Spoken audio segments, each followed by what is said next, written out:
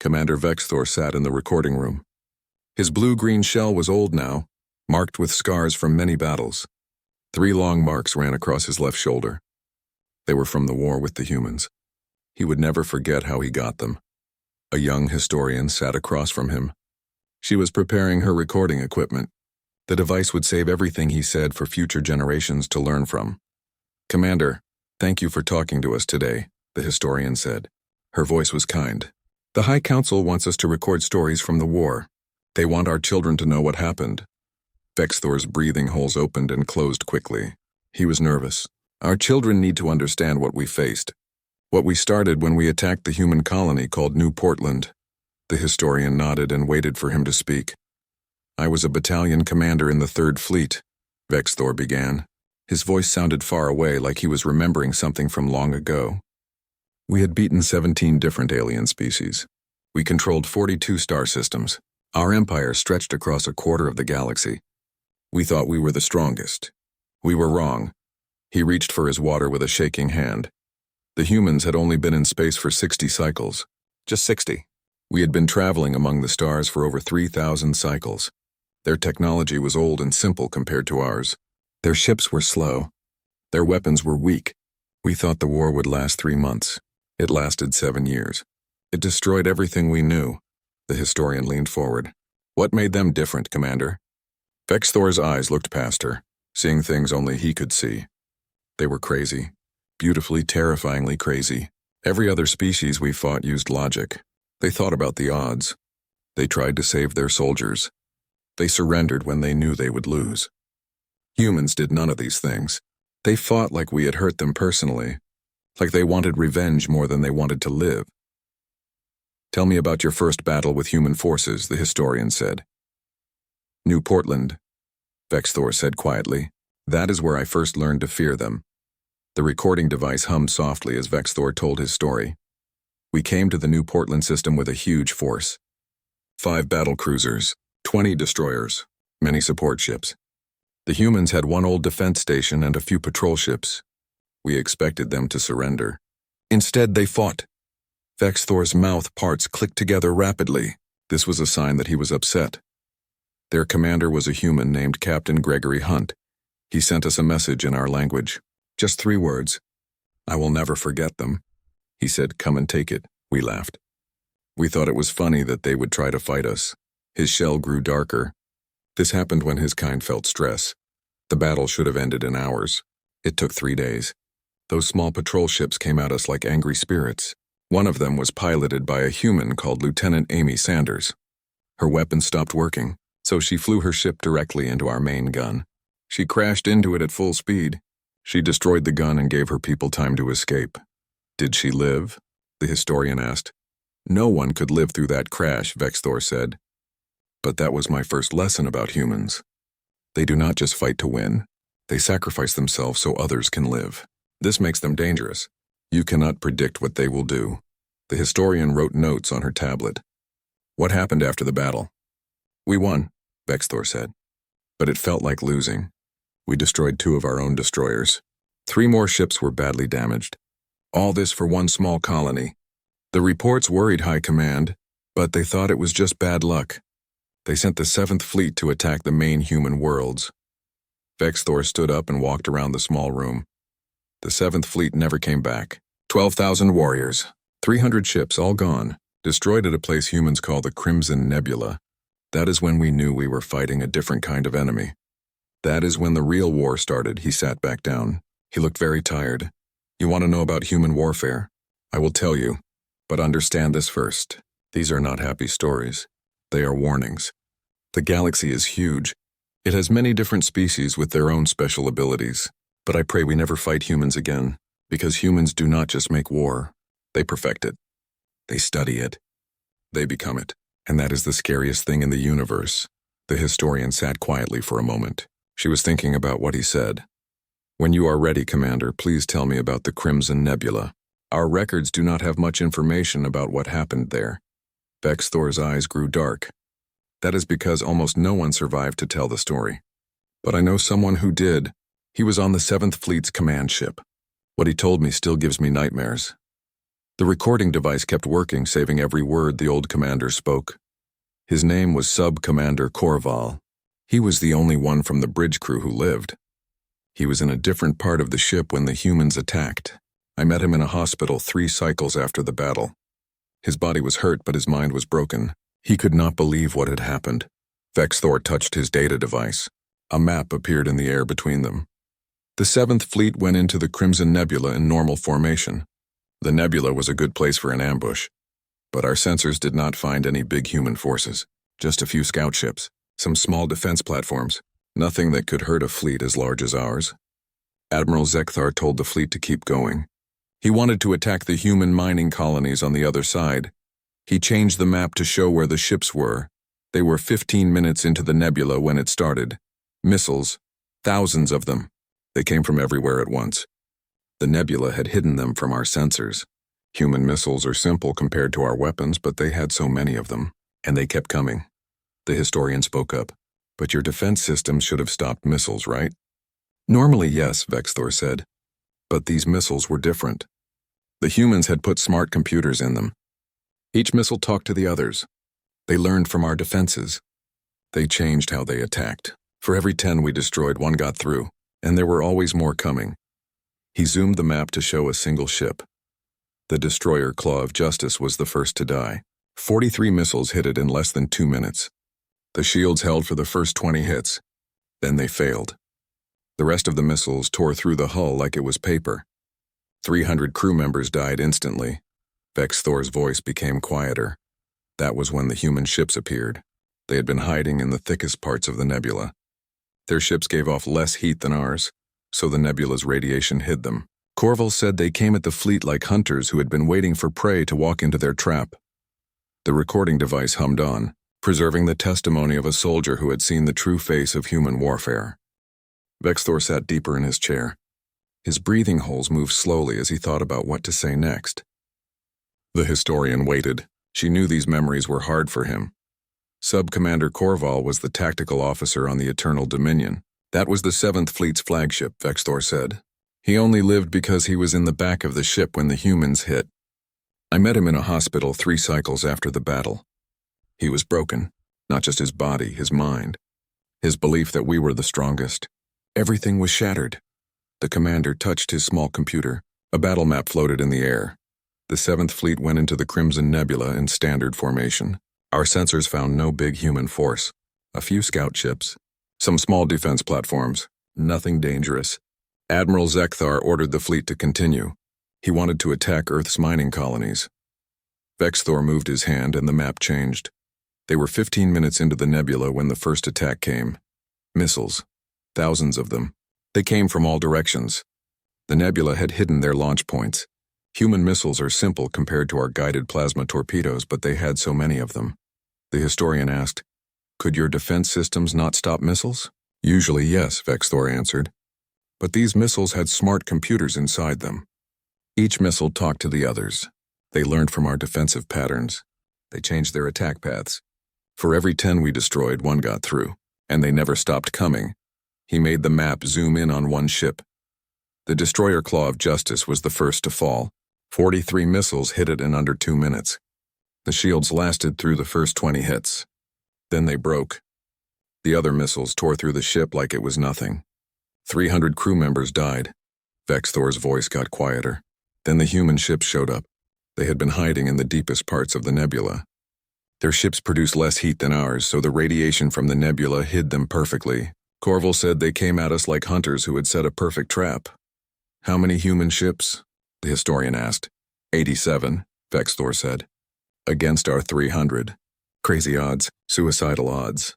But humans do not think about odds. They think about goals. Their goal was to destroy our entire fleet." He changed the map again. It showed the chaotic battle. Their commander was Admiral Benjamin Ross. He sent 1 message before the real fighting started.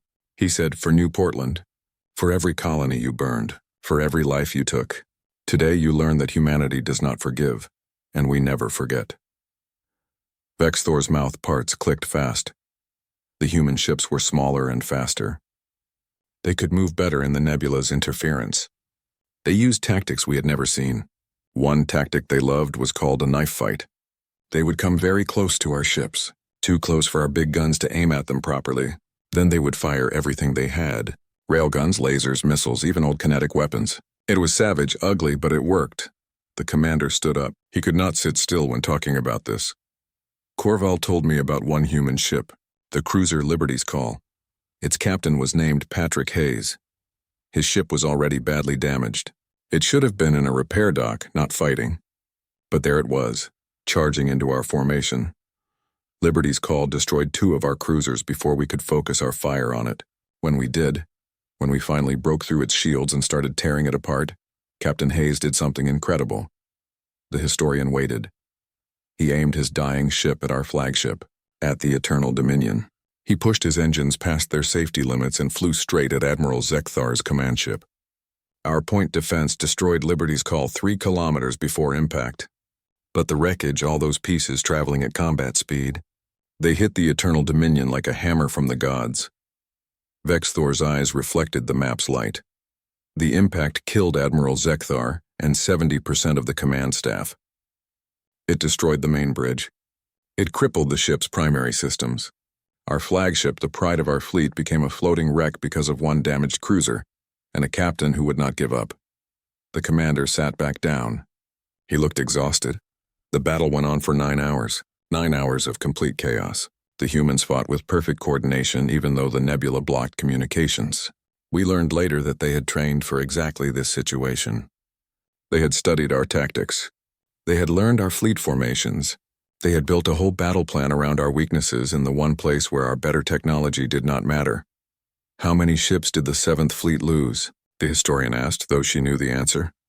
All of them, Vexthor said flatly. 297 ships destroyed or captured. Only 3 escaped, and Admiral Ross let them go. He wanted survivors. He wanted us to hear what happened. He wanted us to be afraid. The commander touched his device again. It worked. When news of the Crimson Nebula reached high command, there was panic. For the first time in our history, we faced an enemy that did not just resist. They hunted us. They planned. They adapted. And they won. Vexthor looked at the historian. But that was just the beginning. The Crimson Nebula was humanity's way of announcing they were in this war to win it. What came after, the campaigns that followed, those taught us what humans can really do when they wage total war. The historian looked at her notes. I have read reports about something called the Ghost Fleet. Is that what you will talk about next? Vexthor's shell grew much darker. Yes, the Ghost Fleet. That is when we learned that humans do not just fight in space. They fight with their minds, with words, with fear itself. They use psychological warfare that breaks your spirit long before their weapons break your body. The recorder kept humming, saving every word. 6 cycles after the Crimson Nebula, High Command decided we needed to stop human supply lines. They chose the logistics corridor between Earth and the outer colonies. The 4th and 9th fleets were sent to create a blockade in the Kepler expanse. All human trade routes went through there. Vexthor showed fleet positions on the map. I was promoted to fleet commander after all our losses. My job was to support the blockade with fast response forces. We put sensor nets across hundreds of cubic light years. Nothing could pass through without us knowing. Or so we thought. The historian leaned forward. But the human ships got through? Not just through, Vexthor said. They turned our own blockade into a weapon against us. It started small. Ships on patrol would report ghost contacts on their sensors, signatures that appeared and disappeared. At first, we thought it was sensor problems or space phenomena. But the reports kept coming. More often. More detailed. He stood and started walking again. Then ships started disappearing. A destroyer on patrol would not check in. When we sent rescue teams, we found the ship floating in space. Completely whole but empty. No crew, no signs of fighting. Just empty hallways and quiet systems. It was like the warriors had simply vanished. The historian's eyes grew wide. What caused it? Humans, Vexthor said simply. A special unit commanded by Commander Linda Cole. They called themselves Shadow Squadron. 20 ships. 20 small stealth frigates that could hide from our sensors by running completely silent. No active systems.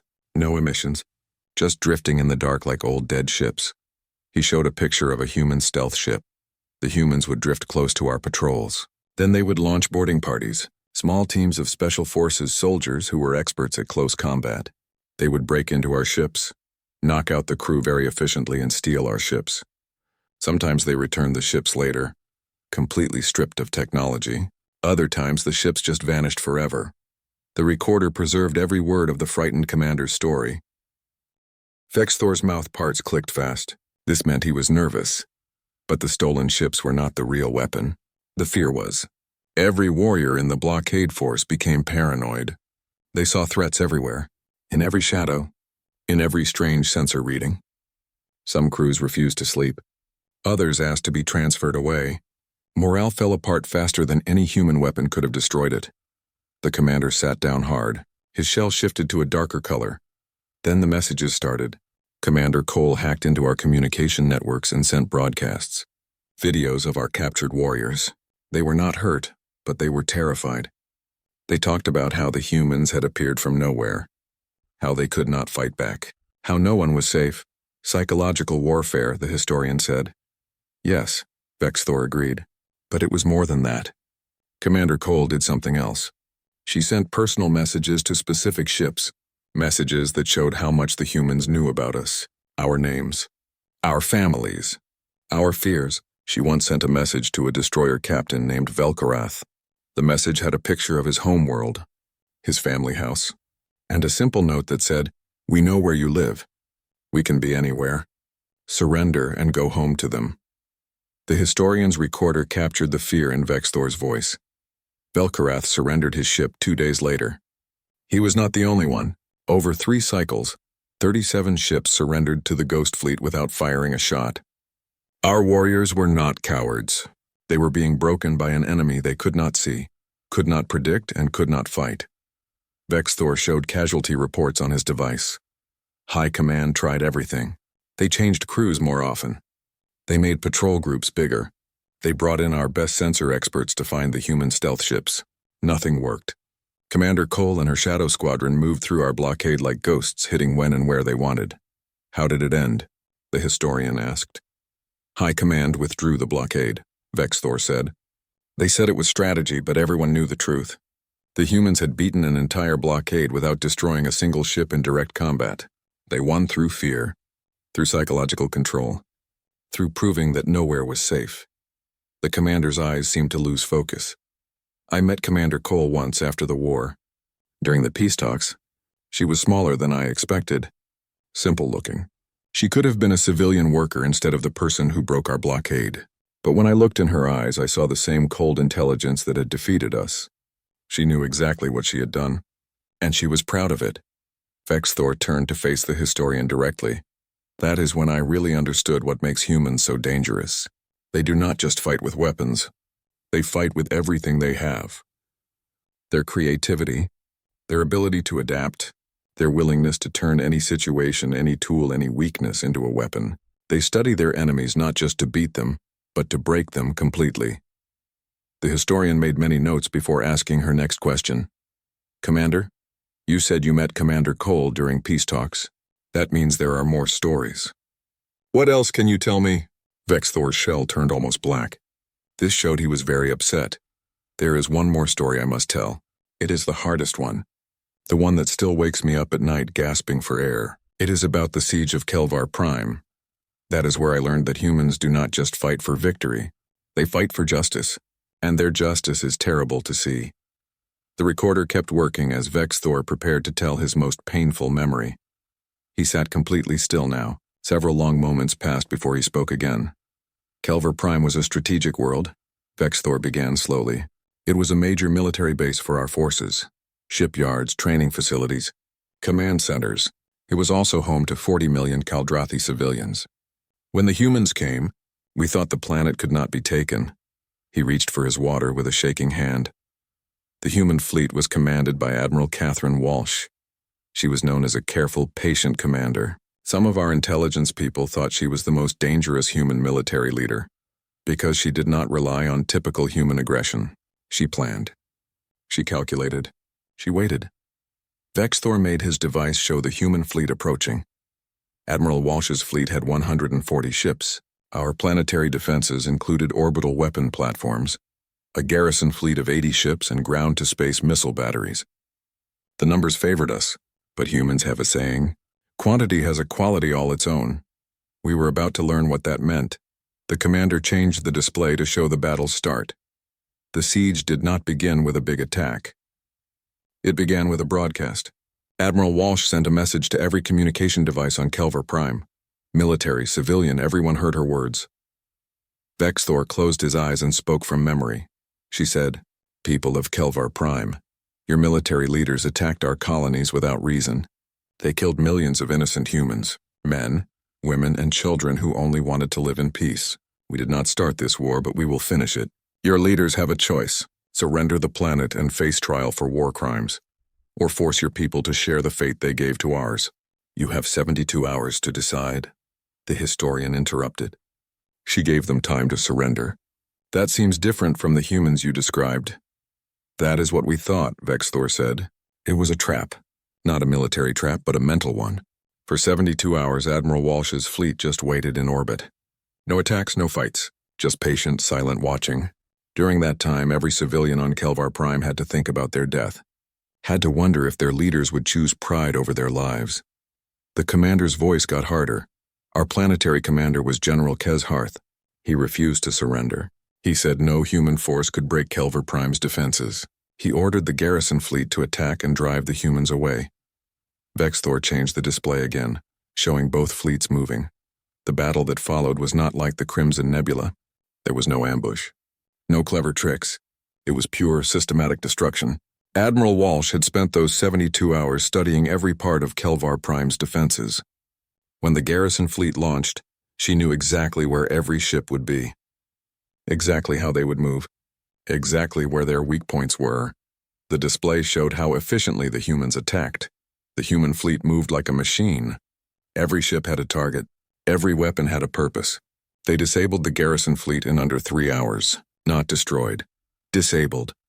They hit engines and weapon systems but left life support working. Admiral Walsh wanted survivors. Wanted witnesses. Vexthor stood up. He could not stay seated. Then she spoke to the planet again. Your fleet has fallen. Your orbital defenses are next. I am giving civilians one last chance to evacuate. 24 hours. After that, any ship trying to leave will be destroyed. Choose wisely, the historian thought carefully. She let civilians leave?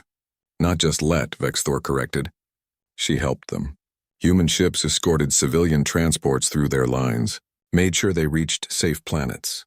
Admiral Walsh kept a detailed count of every civilian who left and broadcast the numbers regularly. She wanted everyone to know exactly how many lives were being saved, and by extension how many General Kesharth was willing to sacrifice. The commander's mouth parts clicked in what the historian knew was bitter humor. The general called it a human trick, mind games. He ordered civilians to stay on the planet. He said the evacuation was a trap. Some listened. Most did not. In the end, 30 million civilians escaped. 10 million stayed, either because they believed the general or because they could not leave. Vexthor sat back down. He looked completely exhausted. When the deadline passed, Admiral Walsh kept her word.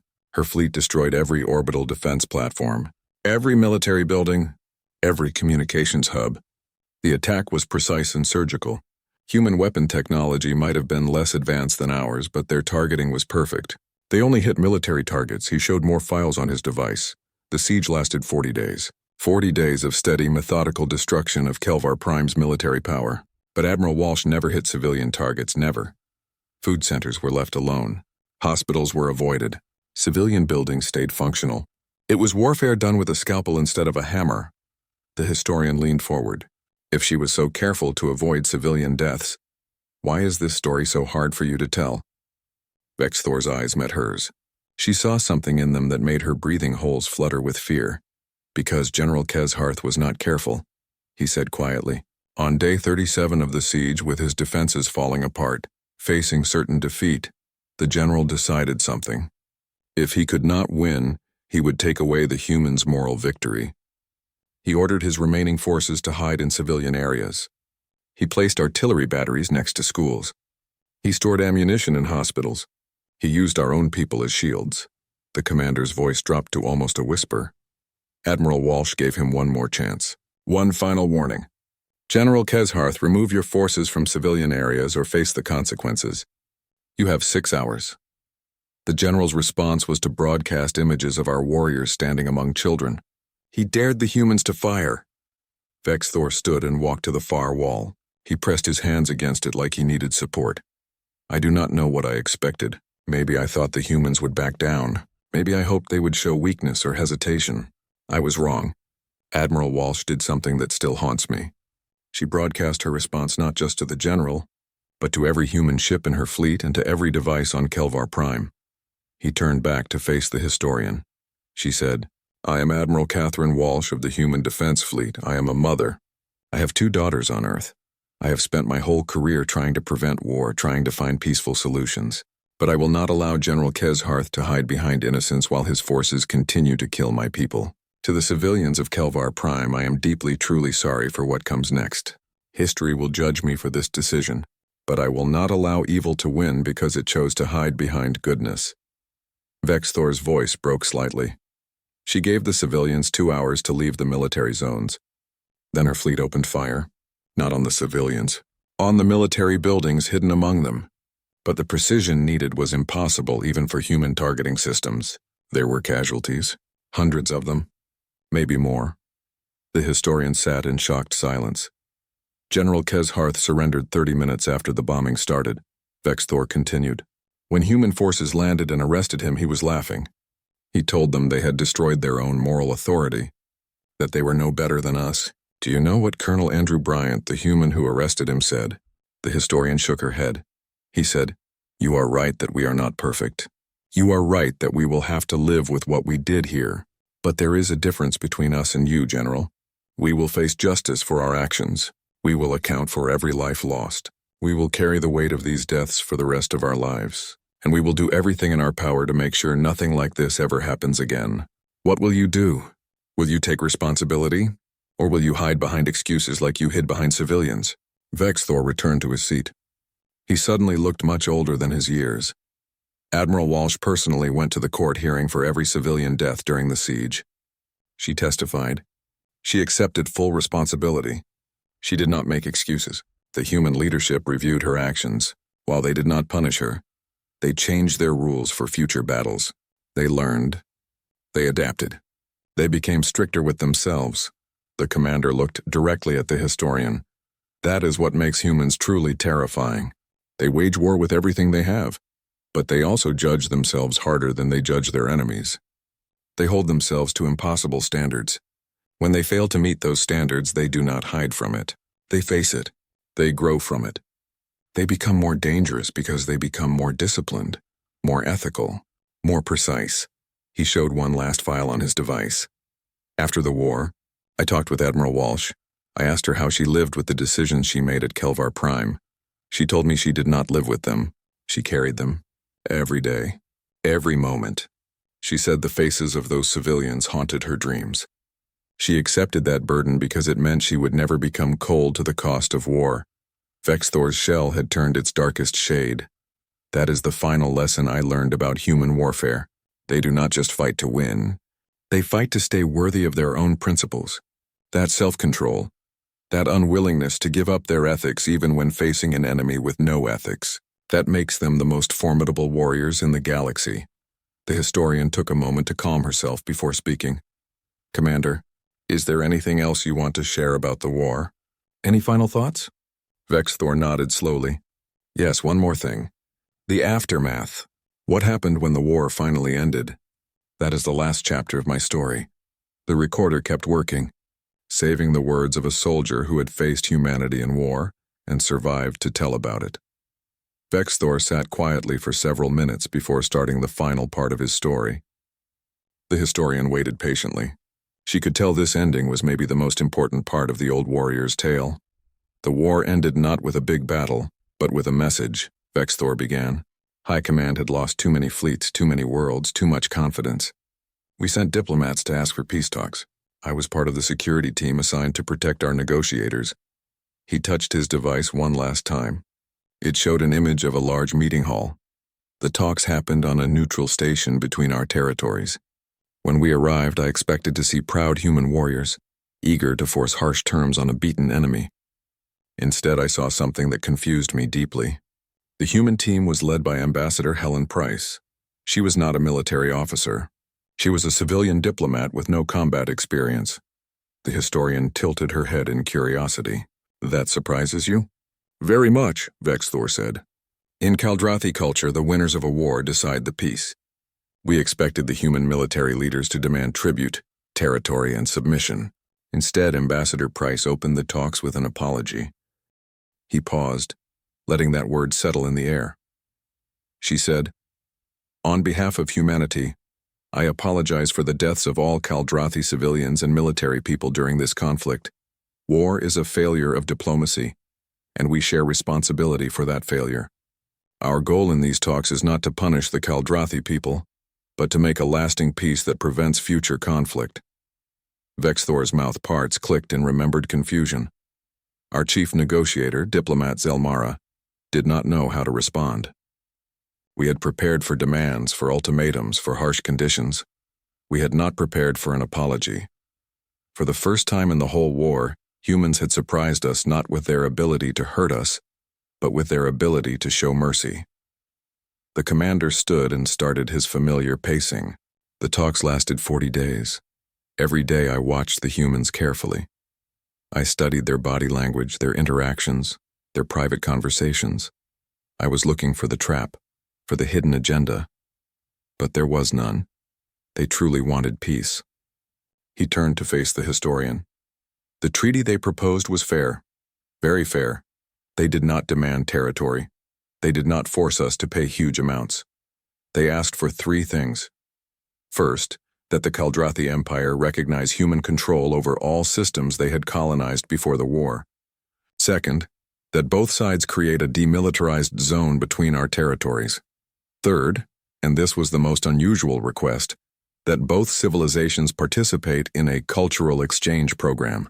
The historian's eyes grew wide. Cultural exchange? After such a brutal war?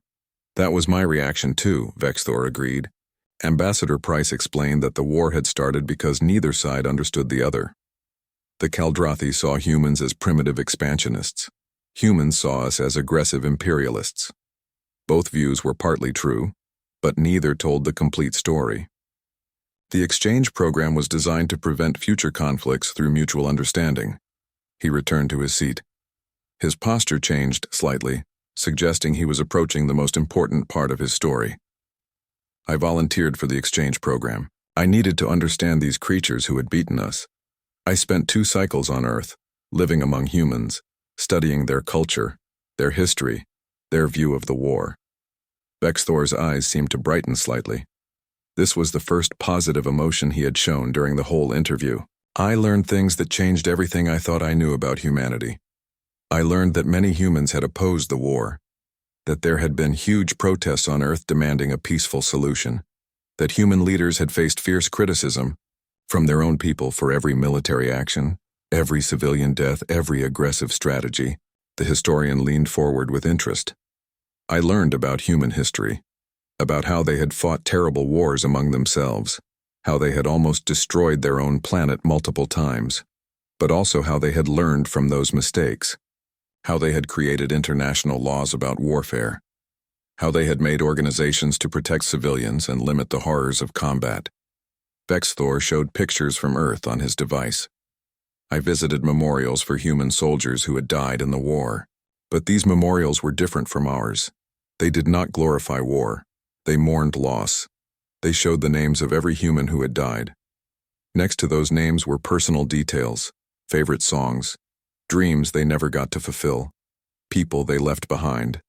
The humans did not celebrate their military victories, they grieved their cost. The commander's voice took on a tone of real wonder. I met the families of the humans who had fought against me. I met the daughters of Admiral Walsh. I met the sister of Captain Hayes who had crashed his ship into our flagship. I met the parents of Lieutenant Sanders who had sacrificed herself at New Portland. And do you know what they said to me? The historian shook her head, completely absorbed in the story. They welcomed me. They shared meals with me. They asked about my family, my culture, my experiences. They did not hate me for being part of the empire that had killed their loved ones. Instead, they saw me as another being caught up in the tragedy of war. They gave compassion to someone who did not deserve it. Vexathor stood one final time, walking to the center of the room. That is when I finally understood what makes humans so powerful. It is not just their ability to fight or their tactical skill or their technological ability to adapt. It is their duality. They can be incredibly fierce in war and incredibly compassionate in peace. They can fight with every part of their being one moment and reach out in friendship the next. They hold both qualities in balance. Neither destroys the other. He turned to face the historian directly. I went to a ceremony on Earth during my stay. They were dedicating a monument to the war. But it was not a monument to human victory. It was a monument to all who had died. Human and Kaldrathi. The words carved into it said, "In memory of all those who fell in the human Kaldrathi war. May their sacrifice remind us that peace is always worth fighting for."